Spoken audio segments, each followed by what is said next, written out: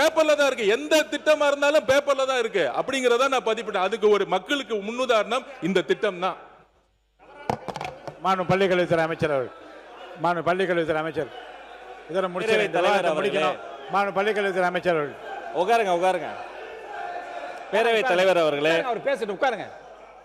இந்த எல்லா பிரச்சனையும் எங்க ஸ்டார்ட் ஆகுதுன்னா, அவர் பேசுறாரு, உட்காருங்க. திமுக சட்டமன்ற உறுப்பினர் பேசுகிற போது அவர் பேசிட்டுங்க, உட்காருங்க. நான் பேசணும்னா பேசுங்க. உட்காருங்க. நீ பள்ளிக்கல்வித்துறை அமைச்சர் பேசுங்க. உறுப்பினர் அனுப்புறங்க, உட்காருங்க. உட்காருங்க. அனுமதி தர உட்காருங்கன்னு சொல்றேன்ல, அனுமதி தர போறேன். அடுத்தது அன்பழகன் சார் தருவேன். அது மேல சேகர் பாபு உட்காருங்க.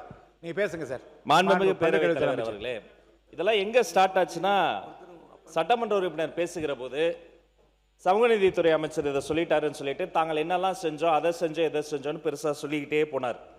உண்மையிலேயே அனைத்து சாதியை சேர்ந்தவங்களை அர்ச்சனகர் ஆக்கணும் அப்படின்னு அவங்க சொல்றாங்க. அனைத்து சாதியை சார்ந்தவங்களை அர்ச்சகராக்குனாங்க. சரி, அப்புறம் ஏங்க ஒரு தலித்த கூட பள்ளிக்கல்வித்துறை அமைச்சரா இத்தனை வருஷத்துல நீங்க ஆக்கவே இல்லை? இதுதான் உங்களுடைய சமூக நீதியா? உயர்கல்வித்துறை அமைச்சர் அவர் இருந்தாரு, ஏன் பள்ளிக்கல்வித்துறை அமைச்சரா ஆகல? ஒண்ணு. ரெண்டாவது அதெல்லாம் செஞ்சதா சொன்னாங்கல்ல, அது கடமை.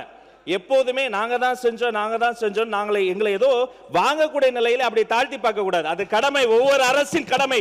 ஒடுக்கப்பட்ட மக்களுக்கு வேலை செய்வது கடமை. 3, இவ்வளவும் சொன்னீங்களே, அதே கட்சியில இருந்து எத்தனையோ மூத்த உறுப்பினர்கள் இன்னைக்கு இந்த சமூகத்தில இருந்து, ஒடுக்கப்பட்ட சமூகத்தில இருந்து இத்தனை பேர் வந்துட்டாங்க, இவ்வளவு பேர் வந்துட்டாங்க. நாங்க போட்ட பிச்சைன்னு சொன்னதை மறக்க முடியுமா? யாருக்கும் பிச்சை போட வேண்டிய அவசியம் இல்லை. பாபா சாஹேப் அம்பேத்கர் கொடுத்த உரிமையில் நாங்கள் வாழ்ந்து கொண்டு இருக்கிறோம். அதனால மதிப்பிற்குரிய உறுப்பினர் பொதுக்கூட்டத்தில் பேசுவதை போல பேசுகிறார்னு இவரை சொல்லாதீங்க, அவரை சொல்லுங்க. கருத்தால் எதிர்கொள்ளுங்க. நீங்க கொடுத்து வாங்க வேண்டிய நிலைமையில நாங்க இல்ல. எல்லோருக்கும் எல்லாம். இது அம்பேத்கர் எழுதி வைத்த சட்டம். இதை செய்ய வேண்டியது கடமை. சமூக நீதித்துறை அமைச்சர் சொல்லுங்க. மாண்புமிகு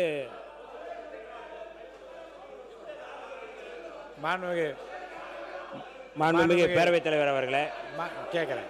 மாண்புமிகு பள்ளிக்கல்வித்துறை அமைச்சர், நீங்க இந்த பிச்சை என்ற வார்த்தை கேட்கிறேங்க, உட்காருங்க. கேட்கிறேன். மாண்புமிகு இந்த பிச்சை என்ற வார்த்தை எங்கிருந்து எடுத்தீங்க?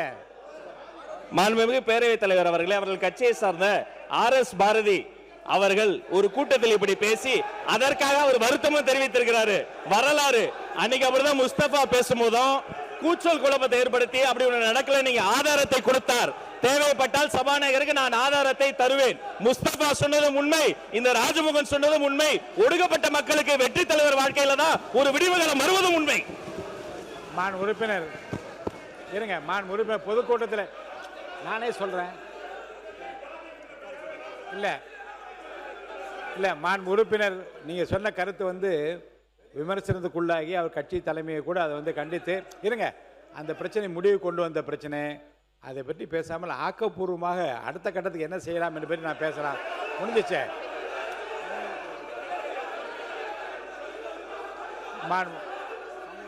மாண்பு சமூக நீதித்துறை அமைச்சர் என்ன சொல்றீங்க?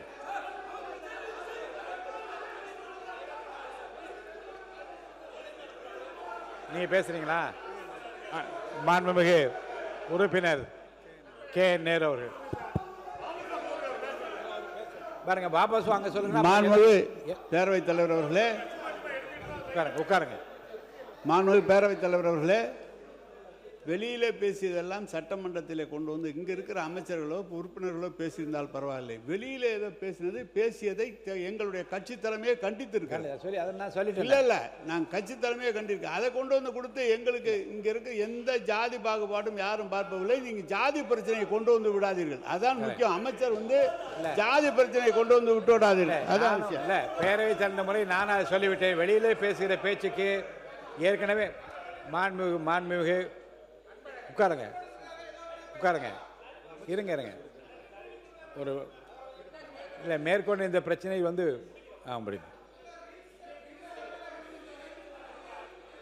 மாண்புமிகு பேரவைத் தலைவர் அவர்களே, அண்ணன் சொன்னது போல நம்ம சமூக நீதி அமைச்சரும் இங்க எதுவுமே சொல்லல.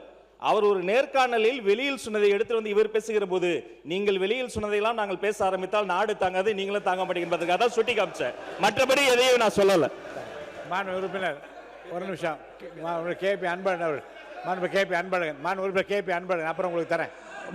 மாண்புமிகு பேரவைத் தலைவர் அவர்களே, மாண்புமிகு பொதுப்பணித்துறை அமைச்சர் அவர்கள் பேசுகின்ற போது 75 ஆண்டு காலமாக ஆதி திராவிட சமுதாயத்தைச் சார்ந்தவர்கள் உயர்கல்வி என்கின்ற நிலையை எட்டுகின்ற வகையிலே எதையும் செய்யவில்லை என்று சொன்னார்.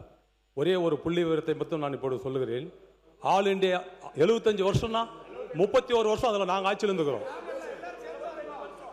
All India survey of higher education report gross enrolment ratio 2019-20 பட்டியல் வந்து ஆன்லைனில் எடுத்து பாருங்க. இப்போ அன்னைக்கு ஒட்டுமொத்தமாக மாணாக்கர்களுடைய சேர்க்கை 51.4%, ஆதி திராவிட சமுதாயத்தை சேர்ந்தவங்க 40%, பழங்குடியினர் சமுதாயத்தை சேர்ந்தவங்க 39%. அந்த பட்டியலில் இருக்குது. அது நாங்கள் தயாரித்த பட்டியல் இல்லை, ஆல் இண்டியா சர்வே பண்ணது. ஒன்று. இன்னொன்று, புரட்சித் தலைவர் காலத்தில் கட்டி கொடுக்கப்பட்ட அந்த ஓட்டு வீடுகளை கூட சரி செய்வதற்காக இதய தெய்வம் புரட்சித் தலைவர் அம்மா அவர்கள் 2004ஆம் ஆண்டு 1,07,000